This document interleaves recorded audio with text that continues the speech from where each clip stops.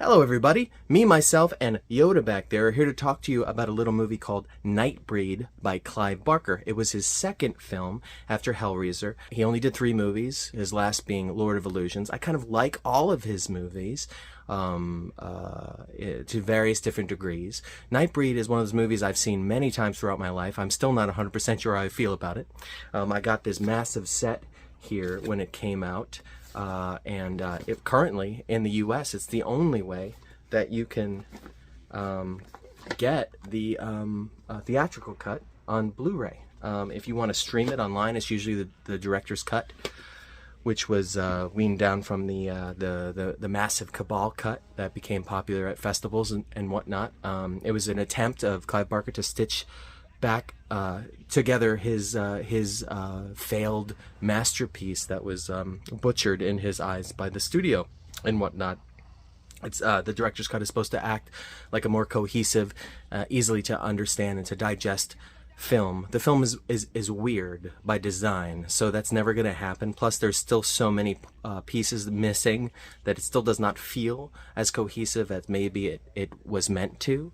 But I watched it multiple times, both versions, and I saw it again on the last drive-in. Of course, it was the director's cut, because like I said, if it's going to be streaming anywhere, it's going to be that version. I think you could still get the DVD in the US, but maybe if you have a region-free Blu-ray player, you can still buy the Nightbreed Arrow version that has both cuts in it as well, which is much cheaper than this massive bad boy is. Overall, controversial opinion, I actually prefer the theatrical cut. I know a lot of people don't seem to say that, but it flies by like nobody's business. Like, I feel like what I would recommend is you watch the director's cut to get all that missing context, and then once you have all the little plot holes, you can put that aside and then enjoy the monster of the theatrical version. That's the one that I grew up with. It just flies by at a rapid pace. It's so easily digestible. It's a lot more fun. It's quicker. It's gorier. It is more of a horror movie, and I understand that's why Clive Barker doesn't like it, and I understand that's why a lot of people don't like it.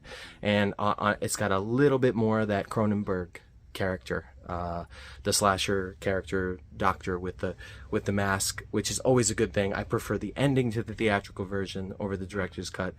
If I'm going to watch it again, I'm going to watch the theatrical version. I mean, again, I have the privilege to do that.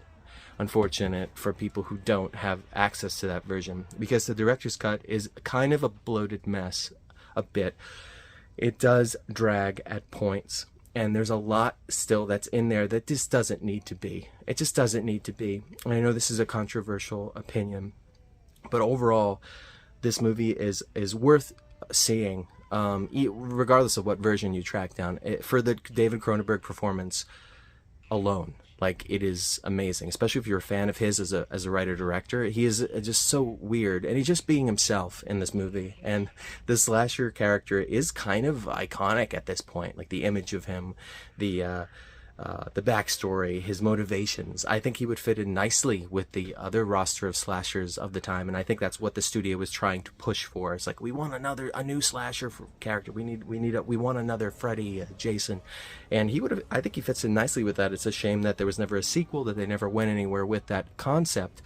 But I'm a fan. I'm all here for that concept. And when I watch the theatrical version, I'm not confused to the monsters and who the good guys and the bad guys are. I know that the humans are supposed to be pieces of shit, and that they are. I think it's clear in both versions. I think that what the director's cut has is just a bunch of bloat. It has a musical sequence, which is fine. It has a lot of slower character stuff. Some of it, and I'm all for character stuff.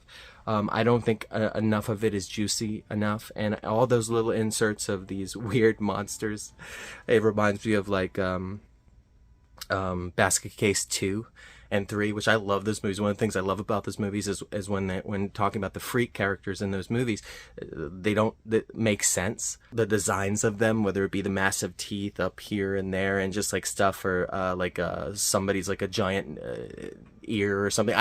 It just reminds me of like Freaked, with the Alex Winter movie, where you have the freaks in that movie that don't make sense. Literally, there's a giant nose man named Nosy, and that's kind of what Nightbreed director's cut kind of feels like at times when you see the different monsters. There was like, okay, that's Clive Barker had an idea in his head, and he thought, hey, this is cool. He drew it out, and now hand it to a guy. Make this a reality. Now, considering like, why is this creature? Why? The problem is Nightbreed is dead serious about its own material, and any attempts at levity kind of fall flat. But that's usually kind of a Clive Barker thing. I think there's a little bit in Lord of Illusions, some of the jokes that land, but they all come off cheesy. One of my favorite jokes in Lord of Illusions, where the guy who's talking in that accent, he's called on it.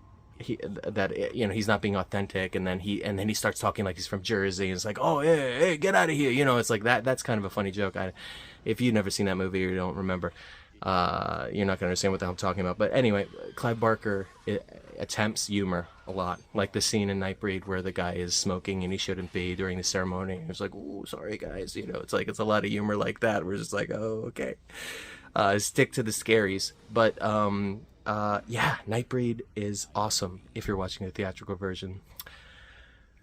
Just my thoughts, and I hope that you enjoyed this video and that you can go out and find the theatrical version.